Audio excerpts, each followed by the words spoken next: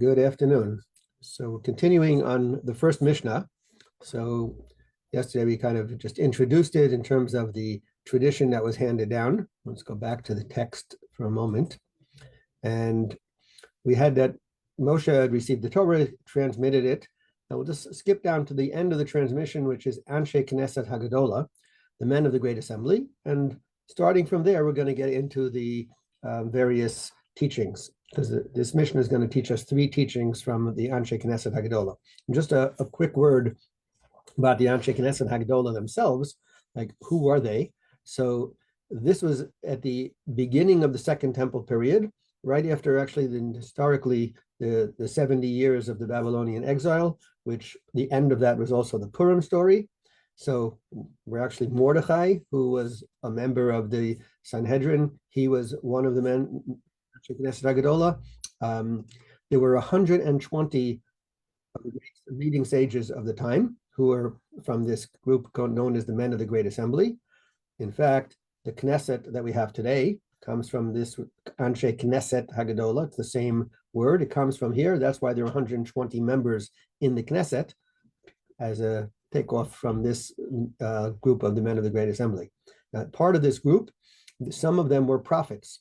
So included in that, as I said, was Mordechai, but you also had Ezra and Zechariah, Zerubbabel, who was the one who was involved in rebuilding the Second Temple, Nehemiah, some of the very famous things. This was the last era of prophecy. After these people passed away, there was no more prophecy. So this was the end of the era of prophecy. And also, this was a time that even though they were rebuilding the Second Temple, they still didn't have that same autonomy. And we know that, after we had the Persians, and then there were the Greeks, and then the Romans, of course, and the destruction. So the Anshe Knesset Hagadola foresaw that this was going to be, and therefore they made many laws that we have today, that are rabbinic laws and enactments, in order to make sure that they preserved the integrity of Torah observance. And in this Mishnah, there's going to be three statements they're going to make. And these three statements, it says, Haim, right after the highlight, Haim Amru Shlosha Devarim, they said three things.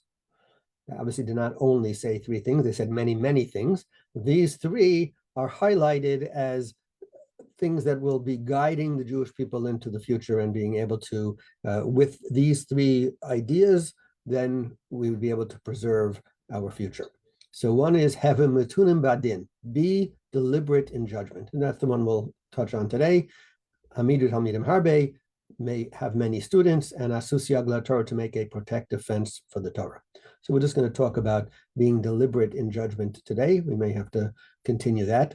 But the idea of, according to most understandings, this is a instruction for judges, or anyone who is going to be, as we say, paskening halacha, someone who's going to be giving a halachic ruling. So it doesn't necessarily have to be a court case. It could be a sage who someone, or a rabbi, someone comes to them with a question. Theoretically, it could also be an individual who's not in a leadership position, who's just has to deal with the thing. And there are other people commentaries who say this applies to everybody. And any time you have to make a decision, that especially a decision that's going to have ramifications. So the idea is to be deliberate in judgment. So one of the concepts about that is very simple: take your time. Don't rely on your first impression. Just because something quickly came into your mind is very likely that that's not necessarily the correct answer. Even though sometimes something seems to be obvious. So you know what? Don't be so sure. Again, going back to a court case, sometimes you have situations which seem to come up over and over again, and a judge may be inclined to think, I've heard this case 1,000 times before. It's the same old, same old. So this is telling you, no, don't do that. You should make sure that you go through the details of the case to make sure that it's not exact. It might not be exactly the same as the other person. Every person's different. Every situation could be different. And the difference of opinion could have some nuances that were not in the previous case. And therefore, go through it and take the time. And if you do take the time, then a lot of times what happens is that pieces of information that were not obvious before come to the fore. Actually, just for example, it's not a case between litigants, but someone last week had asked me a question regarding a kashrut question. It was something where you had a dairy pot, and I think something was cooked in a meat thing, whatever exactly it was, and you had to go through the steps of, okay, what exactly happened. It's not every time you have a dairy spoon with a meat pot is the same case, right? There are lots of nuances as to how everything came about and how it was used, etc. And all of a sudden, as you're discussing it, new information pops up because, oh wait, we didn't think of that one. When was it last used, etc., etc. So this comes up all the time. Don't be hasty to come to your conclusion. This would apply to halachic rulings, monetary cases, and especially, of course, capital cases. In the case of a court, a lower court does not want to have a situation where their ruling is going to get overturned. So you certainly want to be very deliberate in your judgment to make sure that it doesn't get sent to a higher court, because it's embarrassing in a sense to have your ruling overturned. Another aspect that Rabbeinu Yonah points out is that if a judge is hasty and does something and it makes a mistake, people make mistakes. Sometimes a judge does make a mistake. So are you responsible for that mistake? So he says, look, if you were hasty in your judgment, and that's why you made the mistake because you didn't pay enough attention to it, so that's considered almost like, it's not a purpose, it's not you didn't do it on purpose, but you were negligent in your ruling because you should have been paying more attention and should have been more careful, and that you made the mistake. It wasn't just a regular mistake. This was a mistake that was caused by your hastiness, and therefore you are responsible for that. In the ideal world, in court cases, actually, a judge is told that they should really look for a compromise. When you have a case between two litigants, the ideal is to try to find a compromise. So that should be the first step.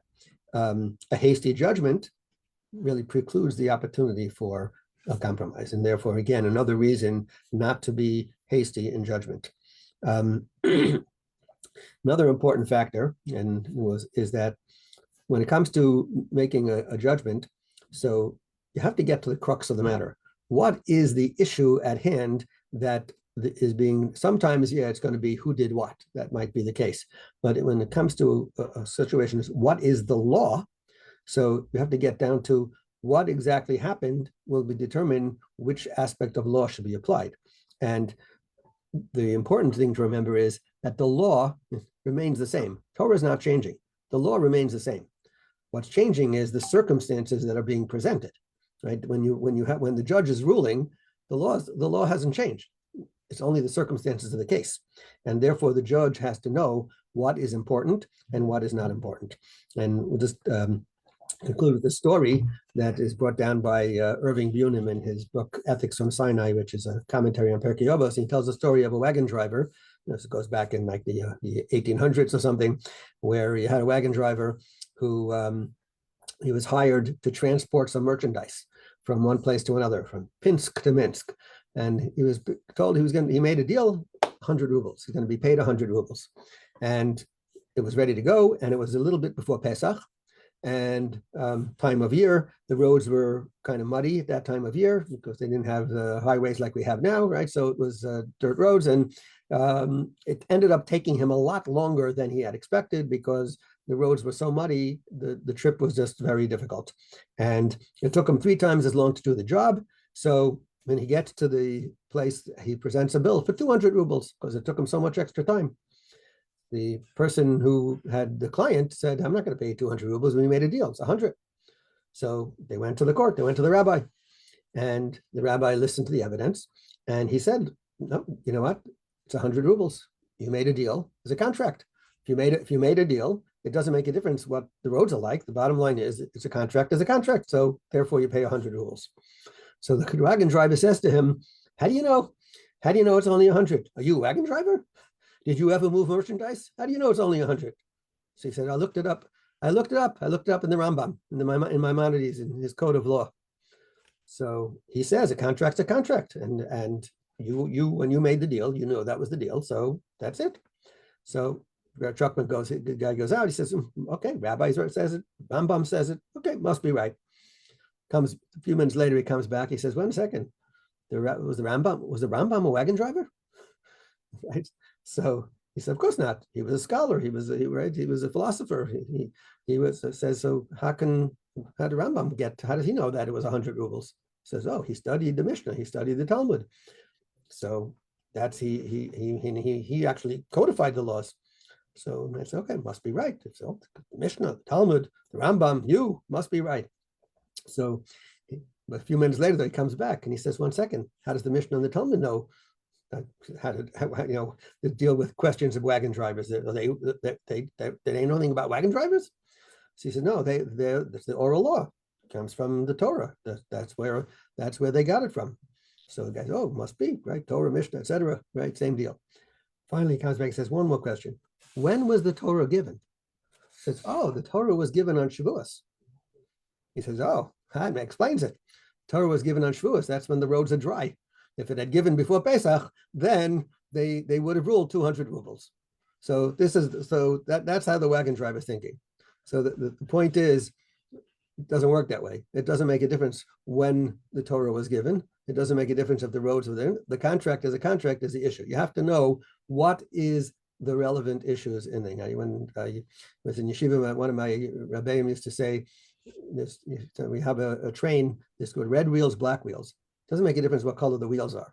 The main thing is that the wheels are turning. That's what you're interested in, right? There are lots of pieces of information when it comes to halacha that people bring in that are irrelevant. You have to be able to know, what does the Torah say? What is the crux of the matter? And get down to that. And once and that's all we're relying on. Everything else may be changing around it, but the Torah law is staying the same. And we'll hold it there for today.